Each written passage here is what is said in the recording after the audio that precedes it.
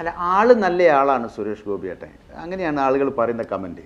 നല്ല ആളാണ്, പക്ഷേ ആ പക്ഷേലാണ് രാഷ്ട്രീയം കിടക്കുന്നത്. അതാണ് പണി. നല്ല ആളാണ്. അതായത് കല്യാണത്തലേന്ന് ഓടി നടന്ന് സുരേഷ് ഗോപി എന്നുള്ളത് പറയാം. അപ്പോൾ സാധാരണ ശരിക്കും സുരേഷ് ഗോപി അല്ലെങ്കിൽ കല്യാണത്തലേന്ന് മകളുടെ കല്യാണത്തിന് കിടന്നുറങ്ങായിരിക്കും ആളുകൾ അല്ലേ? അച്ഛനും ഓടി അല്ല, കിടന്നുറങ്ങായിരിക്കും ആളുകൾ. എന്തു സോഷ്യൽ മീഡിയയിൽ ഡെവലപ്പ് ചെയ്യുന്ന ഒരു മര്യാദയുണ്ട്. ആളുകൾ വിശ്വാസയോഗ്യമായിട്ടുള്ള ലെവലിലേക്കാണ് ഡെവലപ്പ് ചെയ്യേണ്ടത് സോഷ്യൽ മീഡിയ. PR വർക്ക് ടീമിനോട് ആദ്യം പറയാണ്, നിങ്ങൾ അട്ടാറ് ഫെയിലാണ്.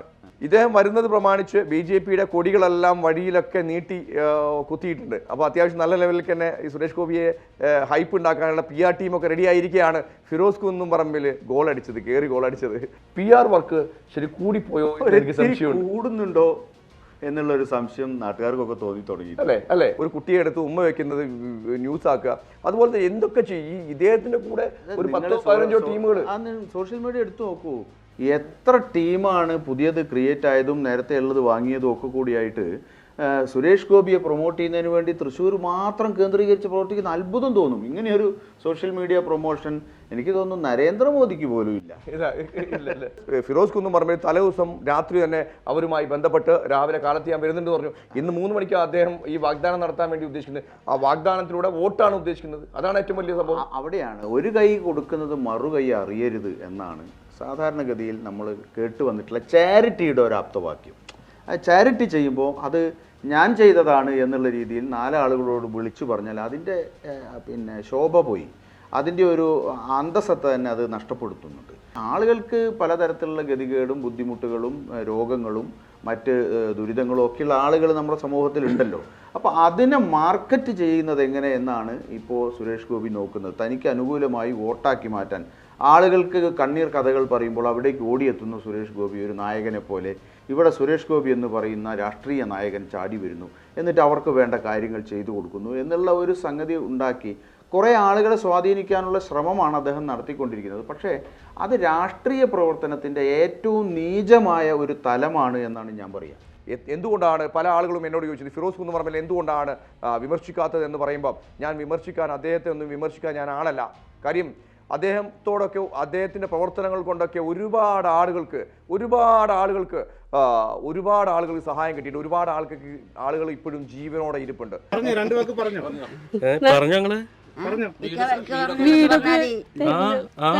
എല്ലാം ചെയ്തേരാട്ടോ. ഫിറോസിക്ക എന്നെ രാത്രി വിളിച്ചപ്പോൾ ഇനി എന്താ പറയണ്ടേ അറിയില്ല. ആള് വിളിച്ചിട്ട് ഈ ചേച്ചിയുടെ കാര്യങ്ങളും ഈ അമ്മയുടെ കാര്യങ്ങളും ഒക്കെ ആളെ ഏറ്റെടുക്കാന്ന് പറഞ്ഞു, വീട് സ്ഥലമൊക്കെ കൊടുക്കാന്ന് പറഞ്ഞു. എനിക്ക് ഫിറോസിക്ക നിങ്ങളോട് എന്ത് പറയുന്നത് അറിയില്ല. നമസ്കാരം. കുറച്ച് ദിവസമായി ഞങ്ങൾ 2 പേരും കൂടെ ഇങ്ങനെ ഇരുന്നിട്ട് ഞങ്ങളുടെ ചർച്ചയൊക്കെ എല്ലാവർക്കും ഇഷ്ടപ്പെടുന്നുണ്ട് എന്ന് പല കമൻ്റൊക്കെ വരുന്നുണ്ട്. അതിൽ വലിയ സന്തോഷം. ഇപ്പോൾ ഇരിക്കാനുള്ളൊരു സാഹചര്യം വന്നപ്പോഴാണ് വീണ്ടും ഇരുന്നത്. അതായത് നമ്മുടെ സുരേഷ് ഗോപി സാറ് എവിടെ വൈറൽ വീഡിയോ ഉണ്ട് എന്ന് ചിന്തിക്കുന്ന ഒരു മനുഷ്യനാണ്. എവിടേക്കോ വൈറൽ വീഡിയോ, ആര് ചെയ്താലും വേണ്ടില്ല വൈറൽ വീഡിയോ ആവണം, അപ്പോഴാണ് നേരെ സഹായം ഹസ്തം അവിടെ എത്തും. എന്നിട്ട് അവരെ കൊണ്ട് തന്നെ സുരേഷ് ഗോപി ഇത് ചെയ്തു അത് ചെയ്തു എന്ന് പറയിപ്പിക്കുക എന്നുള്ളതാണ്. അപ്പോൾ അത്തരം രീതിയിലേക്കാണ് സുരേഷ് ഗോപി സാറ് ശരിക്കും പോകാറുള്ളത്. പ്രേക്ഷകർക്കൊന്നും ഞാൻ പറയേണ്ട ആവശ്യമില്ല, അത്തരം രീതിയിലേക്ക് തന്നെയാണ് അദ്ദേഹം കൊണ്ടുപോകുന്നത്. അപ്പോൾ ഇന്ന് പറ്റിയൊരു അമളിനെ കുറിച്ചാണ് ഞാൻ പറയാൻ വേണ്ടി പോകുന്നത്. കിടു മീഡിയയിലെ കണ്ണൻ ഒരു വീഡിയോ ചെയ്തിട്ടുണ്ടായിരുന്നു. അപ്പോൾ ആ വീഡിയോയിൽ ശരിക്കും എന്താണ് പറയുക, ചോറ് ഞങ്ങൾക്ക് കഴിക്കാനില്ല, അതുകൊണ്ട് ചോറിൽ മുളക് ഇട്ടിട്ടാണ് ഞങ്ങൾ കഴിക്കുക എന്ന് പറഞ്ഞിട്ടൊരു വീഡിയോ ഉണ്ടായിരുന്നു. അപ്പോൾ ആ വീഡിയോ എല്ലാവരും കണ്ടുണ്ടാവും എന്ന് വിചാരിക്കുന്നു. അപ്പോൾ ആ വീഡിയോ വൈറലാവുകയും അതേ തുടർന്ന് സുരേഷ് ഗോപി പെട്ടെന്ന് ബന്ധപ്പെട്ട് അവർക്ക് എന്നാൽ വേണ്ടത് ചെയ്യാമെന്നൊക്കെ പറയുന്ന സാഹചര്യമൊക്കെ ഉണ്ടായി. നമുക്കറിയാം, കുറച്ച് മുമ്പ് വരെ പല ഹസ്തങ്ങളും തട്ടിത്തെറിപ്പിച്ച ചരിത്രം വരെ സുരേഷ് ഗോപിക്കുണ്ട്. അദ്ദേഹം നന്മ ചെയ്യുന്നില്ല എന്നല്ല പറയുന്നത്. രാഷ്ട്രീയവും ചാരിറ്റിയും രണ്ടും രണ്ടാണ്. രാഷ്ട്രീയവും ചാരിറ്റിയും രണ്ടാണെന്ന് മനസ്സിലാക്കണം. പക്ഷേ ഈ ചാരിറ്റി വെച്ച് ജനങ്ങളെ കണ്ണിൽ പൊടിയിട്ട് ജയിക്കാമെന്ന് വിചാരിക്കുന്ന ഒരാളാണ് ഇദ്ദേഹം എന്ന് വിചാരിക്കുന്നു. കാര്യം ആ വീഡിയോ കണ്ടപ്പോൾ സുരേഷ് ഗോപിയുടെ PR ടീം ശരിക്കും ആ വീടുമായി ബന്ധപ്പെടുകയും 3:30 മണിക്ക് ഞങ്ങൾ എത്താമെന്ന് പറയുകയും ചെയ്തു. പക്ഷേ ഫിറോസ് കുന്നുംപറമ്പിൽ തലേ ദിവസം 12 മണിക്ക് തന്നെ അവരെ വിളിക്കുകയും അവരെ ബന്ധപ്പെടുകയും അവർക്ക് വീടും മറ്റുള്ള സൗകര്യം ഓഫറൊക്കെ നൽകുകയും ചെയ്തു. ചാരിറ്റി ചെയ്യുന്ന പണി വേറെയാണ്, രാഷ്ട്രീയം ചെയ്യുന്ന പണി വേറെയാണ് എന്ന് മനസ്സിലാക്കേണ്ടതുണ്ട്. അത് ഇപ്പോൾ ഈ പറയുന്ന ആളുകൾ, സുരേഷ് ഗോപിയുടെ ആളുകളൊക്കെ നമ്മളെ തെറി പറഞ്ഞേക്കാം, അതൊക്കെ ഞങ്ങൾ സന്തോഷപൂർവ്വം ഏറ്റെടുക്കുകയാണ്. പക്ഷേ ചാരിറ്റി രാഷ്ട്രീയം രണ്ടും രണ്ട് തന്നെയാണ്. അവനവൻ്റെ കയ്യിലുള്ള പൈസ അല്ലെങ്കിൽ ട്രസ്റ്റിൻ്റെ പൈസ കൊടുത്ത് ചാരിറ്റി ചെയ്യുന്ന എല്ലാ രാഷ്ട്രീയ പ്രവർത്തനം അത് വളരെ ശ്രദ്ധിക്കണം, അത് വളരെ മനസ്സിലാക്കേണ്ട ആവശ്യമുണ്ട്. അപ്പോൾ ഈ ഒരു സംഭവം വിവരിക്കാനാണ് ശരിക്കും ജനങ്ങളുടെ മുന്നിൽ ചർച്ചയായിട്ട് വന്നത്. ഇദ്ദേഹം വരുന്നത് പ്രമാണിച്ച് BJPയുടെ കൊടികളെല്ലാം വഴിയിലൊക്കെ നീട്ടി കുത്തിയിട്ടുണ്ട്. അപ്പോൾ അത്യാവശ്യം നല്ല ലെവലിൽ തന്നെ ഈ സുരേഷ് ഗോപിയെ ഹൈപ്പ് ഉണ്ടാക്കാനുള്ള PR ടീമൊക്കെ റെഡി ആയിരിക്കുകയാണ്. ഫിറോസ് കുന്നുംപറമ്പിൽ കയറി ഗോളടിച്ചത്. അത് കാലത്ത് വന്ന് അദ്ദേഹം വീഡിയോ ചെയ്യുകയും അവർക്ക് വേണ്ട സഹായ വാഗ്ദാനങ്ങളൊക്കെ പറയുകയും ചെയ്തു. വിനോദ, ഈ സുരേഷ് ഗോപി എന്നുള്ള വ്യക്തിയെ നമുക്ക് ഇഷ്ടമാണ്. പക്ഷേ ഞാൻ പറയുന്നത് ഇദ്ദേഹം കുറച്ച് കാലമായിട്ട് കാട്ടിക്കൂട്ടുന്ന സംഭവങ്ങളൊക്കെ ശരിക്കും എടുത്തു പറയേണ്ടതുണ്ട്. അതായത് PR വർക്ക് ശരി കൂടിപ്പോയോ എനിക്ക് സംശയമുണ്ട്. കൂടുന്നുണ്ടോ എന്നുള്ളൊരു സംശയം നാട്ടുകാർക്കൊക്കെ തോന്നി തുടങ്ങി അല്ലേ? നിങ്ങൾക്ക് തോന്നിയിട്ടുണ്ടോ? പിന്നെ സ്വാഭാവികമായിട്ടും നമ്മളൊക്കെ ഈ സോഷ്യൽ മീഡിയ കാണുന്നുണ്ടല്ലോ. അപ്പോൾ ഇത്തിരി കൂടി പോകുന്നില്ലേ ഇതൊക്കെ എന്ന് തോന്നിപ്പോകുന്ന രീതിയിലാണ് അദ്ദേഹത്തിൻ്റെ തെരഞ്ഞെടുപ്പുമായി അടുത്ത് വന്നപ്പോൾ അത് പിന്നെ കാണുന്നത്. അതിന് ഞാൻ കാണുന്നൊരു കാരണം എന്താ വെച്ചാൽ അദ്ദേഹം സാധാരണഗതിയിൽ എല്ലാ ഇലക്ഷൻ മാനേജ്മെൻറ്റുകാരും PR-ൻ്റെ പ്രവർത്തനങ്ങളൊക്കെ ചെറിയ തോതിലൊക്കെ ചെയ്യും. പക്ഷേ ഇത് അദ്ദേഹം കാരണം അദ്ദേഹത്തിന് വേറെ ബാക്കപ്പ് ഇല്ലാത്തത് കൊണ്ട് അദ്ദേഹത്തെ പിന്തുണയ്ക്കുന്ന പാർട്ടി അദ്ദേഹം അവിടെ വന്ന് മത്സരിക്കുന്നതിനോട് അത്ര താല്പര്യമൊന്നും വേണ്ടത്ര കാണിക്കാത്തത് കൊണ്ട് അദ്ദേഹം സ്വന്തം നിലയിൽ തന്നെ ഒരു ട്രാക്ക് തൃശ്ശൂർ നിയോജക മണ്ഡലത്തിൽ വെട്ടിയെടുക്കുന്നതിന് വേണ്ടി വളരെ നേരത്തെ ഈ പ്രവർത്തനങ്ങൾ തുടങ്ങി. വളരെ നേരത്തെ ഈ പ്രവർത്തനങ്ങൾ തുടങ്ങുമ്പോഴുണ്ടാകുന്ന പ്രശ്നം എന്താണെന്ന് വെച്ചാൽ പിന്നെ ജനങ്ങളുടെ മനസ്സിലേക്ക് കൂടുതൽ കയറി ചെല്ലുന്നതിന് അതുവരെ ചെയ്തു വെച്ചതിൽ നിന്നും വ്യത്യസ്തമായ എന്തെങ്കിലും ചെയ്യണം എന്നുള്ളത് തേടി പോകേണ്ട സ്ഥിതി വരികയാണ്. അങ്ങനെ സ്ഥിതി വരുമ്പോഴാണ് കഴിഞ്ഞ ദിവസം ഞാൻ കണ്ടത് അദ്ദേഹത്തിൻ്റെ ഒരു വല്ലാത്ത ഡാൻസാണ്. അദ്ദേഹത്തിൻ്റെ ഒരു ഡാൻസ് നമ്മൾ ഓൾറെഡി നമ്മൾ വൈറലായതാണല്ലോ. ഈ കൈ ഇങ്ങനെ കഴുത്ത് അല്ലേ, വളരെ വൈറലാണ്. അതൊക്കെ ചെയ്തുകൊണ്ട് പിന്നെ സ്ട്രീറ്റിൽ നടക്കുന്ന ഒരു ആഘോഷം പോലുള്ള പരിപാടിയിൽ സുരേഷ് ഗോപി ഡാൻസ് ചെയ്യുന്നു. അപ്പോൾ എങ്ങനെയൊക്കെ ഏതൊക്കെ തരത്തിൽ വ്യത്യസ്തമായ അതൊക്കെ അദ്ദേഹത്തിൻ്റെതായുള്ള വ്യക്തിപരമായ കാര്യം ഡാൻസ് ചോദിച്ചാൽ. പക്ഷേ എന്നെ അതിശയിപ്പിച്ച വേറെ കാര്യമുണ്ട്, അത് ഞാൻ പറയാം വിനോദ്. അതായത് കല്യാണത്തലേന്ന് ഓടി നടന്ന് സുരേഷ് ഗോപി എന്നുള്ളത് പറയാം. അപ്പോൾ സാധാരണ ശരിക്കും സുരേഷ് ഗോപി അല്ലെങ്കിൽ കല്യാണത്തലേന്ന് മകളുടെ കല്യാണത്തിന് കിടന്നുറങ്ങായിരിക്കും ആളുകൾ അല്ലേ? കിടന്നുറങ്ങായിരിക്കും ആളുകൾ. എന്തു സോഷ്യൽ മീഡിയയിൽ ഡെവലപ്പ് ചെയ്യുന്നൊരു മര്യാദയുണ്ട്. ആളുകൾ വിശ്വാസയോഗ്യമായുള്ള ലെവലിലേക്കാണ് ഡെവലപ്പ് ചെയ്യേണ്ടത് സോഷ്യൽ മീഡിയ. PR വർക്ക് ടീമിനോട് ആദ്യം പറയാണ്, നിങ്ങൾ അട്ടാറ് ഫെയിലാണ്. കാര്യം ഇത്തരം രീതിയിലേക്കൊക്കെ ജനങ്ങൾ മനസ്സിലാക്കും. ശരിക്കും ഇത് ഒരു കുട്ടിയെ എടുത്ത് ഉമ്മ വെക്കുന്നത് ന്യൂസാക്കുക, അതുപോലെ എന്തൊക്കെ ചെയ്യും. ഇദ്ദേഹത്തിന്റെ കൂടെ ഒരു 10-15 ടീമുകൾ സോഷ്യൽ മീഡിയ എടുത്തു നോക്കൂ. എത്ര ടീമാണ് പുതിയത് ക്രിയേറ്റ് ആയതും നേരത്തെ ഉള്ളത് വാങ്ങിയതും ഒക്കെ കൂടിയായിട്ട് സുരേഷ് ഗോപിയെ പ്രൊമോട്ട് ചെയ്യുന്നതിന് വേണ്ടി തൃശ്ശൂർ മാത്രം കേന്ദ്രീകരിച്ച് പ്രവർത്തിക്കുന്ന അത്ഭുതം തോന്നും. ഇങ്ങനെയൊരു സോഷ്യൽ മീഡിയ പ്രൊമോഷൻ എനിക്ക് തോന്നുന്നു നരേന്ദ്രമോദിക്ക് പോലും ഇല്ല. പക്ഷെ അത്ര രീതിയിലേക്ക് ഞാൻ പറയുന്നത് ഇപ്പോൾ മേൽപ്പറഞ്ഞ പോലെ തന്നെ സോഷ്യൽ മീഡിയ ഡെവലപ്പ് ചെയ്യുന്ന രീതി, അദ്ദേഹത്തിന് വ്യൂസ് ഉണ്ട് അല്ലെങ്കിൽ വ്യൂസ് ഉണ്ടാക്കാൻ വേണ്ടിയിട്ട് അത്തരം രീതിയിലേക്ക്, അതായത് അദ്ദേഹം ജയിക്കുമെന്ന് പറയിപ്പിക്കുന്ന രീതി നാച്ചുറാലിറ്റിയിലേക്ക് തിരിച്ചു വരാൻ കഴിഞ്ഞിട്ടില്ല എന്നുള്ളതാണ്. അല്ല, ഈ ജയിക്കുന്നു പറയിപ്പിക്കുന്നതിന് വേണ്ടിയിട്ടുള്ള ആളുകളെ സൃഷ്ടിക്കുന്നതിന് കൂടിയാണ് ഈ പറയുന്ന വൈറൽ വീഡിയോയുടെ പുറകെ പോകുന്നു എന്ന് പറഞ്ഞല്ലോ, ആമുഖത്തിൽ ബാബു പറഞ്ഞല്ലോ.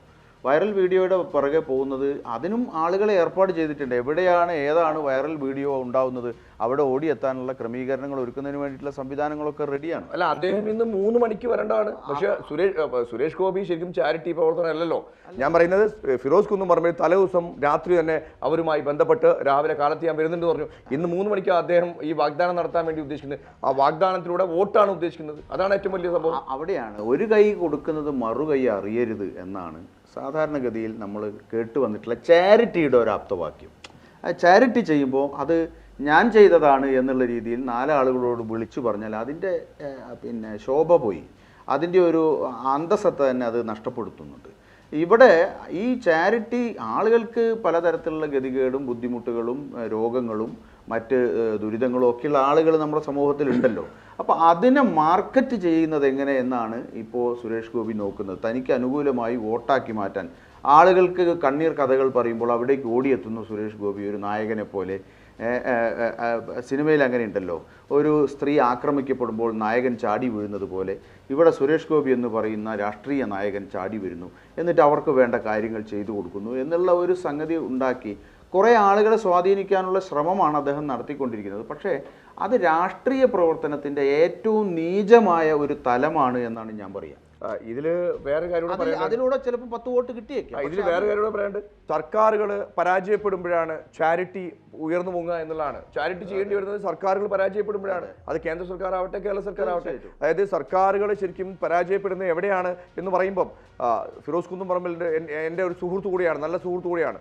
ഈ അദ്ദേഹത്തെ ആക്രമിക്കുന്ന ആളുകളൊക്കെ ഞാൻ പലപ്പോഴും പറഞ്ഞിട്ടുള്ളൊരു വിഷയമുണ്ട്. അതായത് സർക്കാരുകൾ പരാജയപ്പെടുമ്പോഴാണ് ചാരിറ്റി പ്രവർത്തനം ഉയർന്നു വരിക. കാര്യം സർക്കാരിലേക്ക് ഒരു അപേക്ഷ കൊടുത്ത് എനിക്കൊരു വീട് വേണം, അല്ലെങ്കിൽ എനിക്കൊരു കിഡ്നി മാറ്റണം, അല്ലെങ്കിൽ എനിക്കൊന്ന് ആശുപത്രി പ്രശ്നങ്ങളുണ്ട് എന്ന് പറഞ്ഞാൽ ആ സർക്കാരിൻ്റെ ഫോർമാലിറ്റി കഴിയുമ്പോഴേക്കും ഇദ്ദേഹം മരണപ്പെട്ടിട്ടുണ്ടാവും.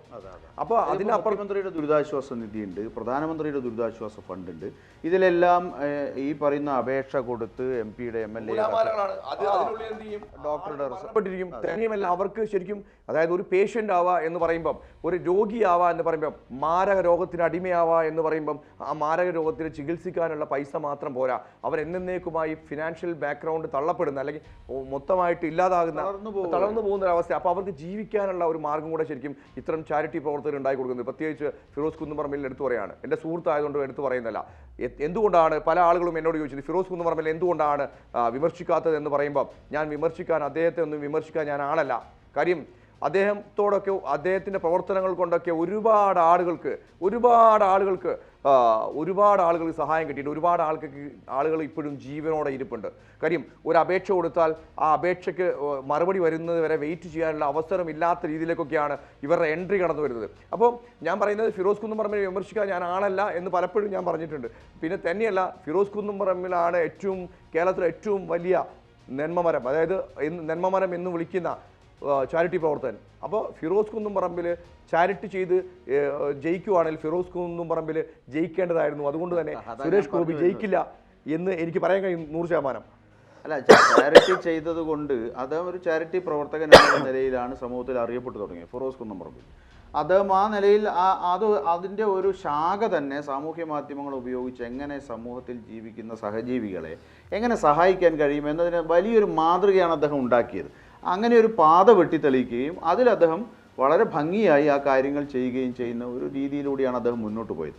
അപ്പോൾ അവിടെ ഒരു സാധ്യത അന്ന് UDF കാണുകയും അദ്ദേഹത്തെ അവിടെ സ്ഥാനാർത്ഥിയായി മത്സരിപ്പിക്കുകയും പിന്നെ ആ ഒരു തിളക്കത്തോടു കൂടിയാണ് ഫിറോസ് കുന്നുംപറമ്പിൽ അവിടെ സ്ഥാനാർത്ഥിയായിട്ട് വരുന്നത്. പക്ഷേ അപ്പോഴും അദ്ദേഹത്തിന് ആ തെരഞ്ഞെടുപ്പിൽ വിജയിക്കാൻ കഴിഞ്ഞില്ല. അപ്പം ഈ തെരഞ്ഞെടുപ്പിൽ വിജയിക്കുന്നതും രാഷ്ട്രീയവും ഈ ചാരിറ്റിയും തമ്മിൽ എന്താ പറയുക, അതൊക്കെ ഏതോ ഒരു ഭാഗത്ത് അങ്ങനെ ചേർന്ന് നിൽക്കുന്നു എന്നല്ലാതെ രാഷ്ട്രീയത്തിൽ മുഖ്യധാരയിലേക്ക് വരുന്ന സമയത്ത് ചാരിറ്റി ചെയ്തതുകൊണ്ട് അയാൾക്ക് വോട്ട് ചെയ്യുക എന്ന് പറയുന്ന ഒരു രീതിയിലേക്ക് ആളുകൾ പോകുന്നില്ല എന്നതാണ് നമുക്ക് അതിൽ നിന്ന് മനസ്സിലാക്കാൻ കഴിയുന്നത്.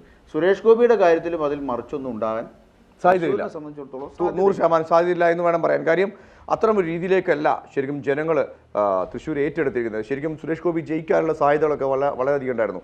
അതിനുള്ളിലാണ് ശരിക്കും ഈ പല പ്രശ്നങ്ങളും വന്നത് അല്ലേ. അല്ല, ആള് നല്ല ആളാണ് സുരേഷ് ഗോപിയേട്ടെ, അങ്ങനെയാണ് ആളുകൾ പറയുന്ന കമന്റ്. നല്ല ആളാണ്, പക്ഷേ ആ പക്ഷേലാണ് രാഷ്ട്രീയം കിടക്കുന്നത്. അതാണ് പണി. നല്ല ആളാണ്, നല്ല ആളാണ്, പക്ഷേ ഈ പക്ഷേ വളരെ വളരെ പ്രധാനപ്പെട്ട 2 അക്ഷരങ്ങളാണ്. അതെ, പക്ഷേ ആ പക്ഷേലാണ് ആളുകളുടെ വോട്ട്, എന്തിനാണ് വോട്ട് ചെയ്യുന്നത് എന്നതിനെ സംബന്ധിച്ച ഒരു ചിന്ത പ്രധാനമായിട്ട് ഊന്നുന്നത്. അപ്പോൾ ആ പക്ഷേ തൃശ്ശൂരിനെ സംബന്ധിച്ചിടത്തോളം വളരെ പ്രധാനപ്പെട്ടതായിട്ട് മാറുകയാണ്. അതുകൊണ്ട് തന്നെ നമ്മൾ ആരോട് സംസാരിച്ചിട്ടുണ്ടെങ്കിലും 2 ജീവിതമുണ്ട് ഒരു പൊതുപ്രവർത്തകനെ സംബന്ധിച്ചിടത്തോളം. അയാളുടെ വ്യക്തി ജീവിതവും അയാളുടെ സാമൂഹ്യ ജീവിതവും അല്ലെ രാഷ്ട്രീയ ജീവിതവും. ഈ 2 ജീവിതത്തിലും അയാൾ ഏത് ശാഖയിൽ അല്ലെങ്കിൽ ഏത് കാഴ്ചപ്പാടിൽ, ഏത് ചിന്താ പദ്ധതിയിൽ അല്ലെങ്കിൽ ഏത് രീതിയിലാണ് അദ്ദേഹത്തിൻ്റെ രാഷ്ട്രീയ പ്രവർത്തനം പോകുന്നത് എന്നത് തന്നെയാണ് അയാൾക്ക് വോട്ട് ചെയ്യുന്നതിനുള്ള അടിസ്ഥാനം. അതുകൊണ്ടാണല്ലോ നമ്മൾ ഇന്ന് വരെ കണ്ടിട്ടില്ലാത്ത ഒരാൾക്ക്, ഒരു പക്ഷേ നമ്മൾ കേട്ടിട്ടില്ലാത്ത ഒരാൾക്ക്, അയാൾ ഇന്ന രാഷ്ട്രീയത്തിൻ്റെ ആളാണ് അല്ലെങ്കിൽ ഇന്ന ധാരയിൽ നിന്നാണ് അയാൾ വരുന്നത് എന്ന് പറയുമ്പോൾ നമ്മൾ ഓട്ടോമാറ്റിക്കലി വോട്ട് ചെയ്യാണ്. അയാൾ നമുക്ക് എന്ത് ചെയ്യുന്നു പോലും നമുക്ക് അറിയാതെയാണ് നമ്മൾ ആ വോട്ട് കൊടുക്കുന്നത്. കാരണം ആ ആശയ പദ്ധതിയോട് അല്ലെങ്കിൽ ആ കാഴ്ചപ്പാടിനോടാണ് ജനങ്ങൾക്ക് പ്രതിപത്തിയുള്ളത്. പ്രത്യേകിച്ചും കേരളത്തിലെ ജനങ്ങൾ രാഷ്ട്രീയമായി വളരെ പ്രബുദ്ധതയുള്ളവരാണ്.